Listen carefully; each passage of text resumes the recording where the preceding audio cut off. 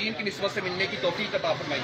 जो कुछ भी करता है अल्लाह ही करता है, अल्लाह के अलावा कोई कुछ नहीं करता। वो वहदहु ला शरीक है, उसका कोई शरीक नहीं, ना उसका कोई हमसर है, ना कोई सानी है, ना कोई साथी है, ना वो खाता है, ना पीता है, ना सोता है, ना उसकी किसी से रिश्तेदारी है। वो बेनियाज ज़ात है, वो समद है, वो बेनियाज है, वो खालिक है, वो सबको पैदा करने वाला है, वो राज़िक है, वो सबको रिज़्क़ देने वाला है, वो समी है, वो सबकी सुनने वाला है, वो बसीर है, वो सबको देखने वाला है, वो अलीम है, वो सब कुछ जानने वाला है, वो अलबारियु मुसव्विर है, वो ही जान डालने वाला और सूरतें बनाने वाला है, वो अल हय्यु है, हमेशा हमेशा जिंदा रहने वाला है, वो अल कय्यूम है, सबको कायम करने और संभालने वाला है, वो वहाब है, सबको अता करने वाला है, वो कहार है, सबको अपने काबू में रखने वाला है, वो जब्बार है, जबरदस्त है, वो अलमोमिन है, अमन और ईमान देने वाला है, वो रहीम है, बेहद रहम करने वाला है, वो रहमान है, बड़ा मेहरबान है, वो अल्लाह है जो हम सब पर मेहरबान हो गया, जिसने हमें इंसान पैदा किया, जिसने हमें जमीन पर अपना खलीफा मुकर्रर किया,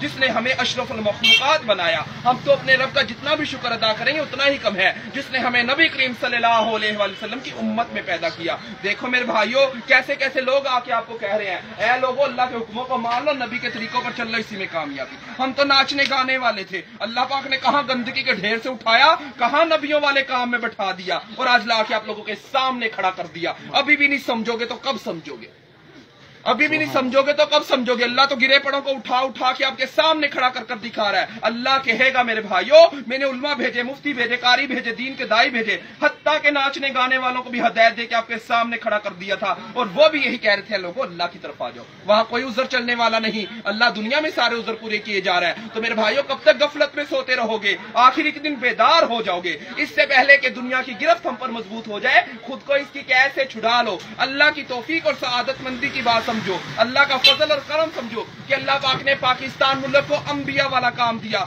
नबियों वाला काम दिया। नबी करीम सल्लल्लाहु अलैहि वसल्लम के दीन का परचम पूरी दुनिया में लहरा दो। अगर हम जैसे नाचने गाने वाले इस काम को मकसद बनाकर कर सकते हैं तो आप लोगों के लिए कोई मुश्किल नहीं है।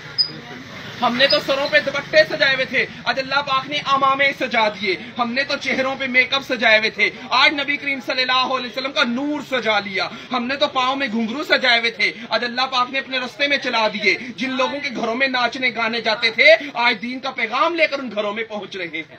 ये है ला इलाहा इल्लल्लाहु, अल्लाह से होता है, अल्लाह के गैर से कुछ नहीं होता। अगर हम जैसे नाचने गाने वाले इस दीन के काम को मकसद बनाकर कर सकते हैं कि पूरा का पूरा दीन अल्लाह का होकर रह जाए, आप लोगों के लिए कोई मुश्किल नहीं है। कि है कोई मुश्किल आप लोगों के लिए? पैसा तो हमारे तलवों के नीचे था, इस पे हम नाचा करते थे। अगर पैसों में कामयाबी होती, अगर मालों में कामयाबी होती, फिरौन, हमान, शदाद, कारून, नमरूद कामयाब हो जाता। कामयाबी है तो अल्लाह के दीन में कामयाबी है। सबसे बड़ा हुक्म अल्लाह पाक का नमाज का है। अगर नमाज के दौरान खाना काबा का, बैतुल्लाह का तवाफ रुक सकता है तो हमारे कारोबार क्यों नहीं रुक सकते, हमारी बातें क्यों नहीं रुक सकती, हमारी मजलिसें क्यों नहीं रुक सकती? हमें भी चाहिए जब अल्लाह के घर का बुलावा आ जाए, हम सब अल्लाह के घरों की तरफ रवाना हो जाए।